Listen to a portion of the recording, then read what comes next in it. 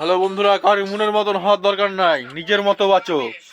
তুমি একবার আয়নার সামনে হাসবে, তোমার নিজের খুশি হবে, তোমার সঙ্গে কেউ খুশি হবে না, সব দুঃখ পাবে।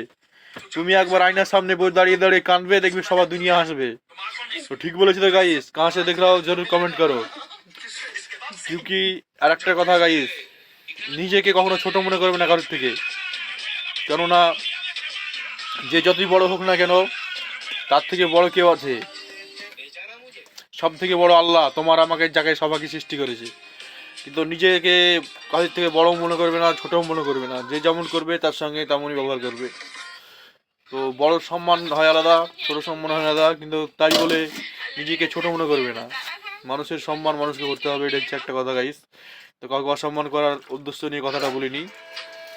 নিজেকে ছোট মনে করবে না তার মানে বলতে বোঝাতে চাইছি যে তুমি কখনো নিজেকে ছোট মনে করবে না। কেননা सुई का काम सुई करता है, तलवार का काम तलवार।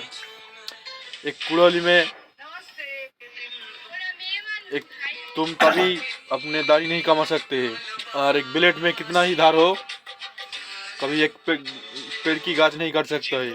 इस बात पर मैं एक बात बोलना चाहता हूँ कि सुई का काम सुई करता है, तलवार का काम तलवार।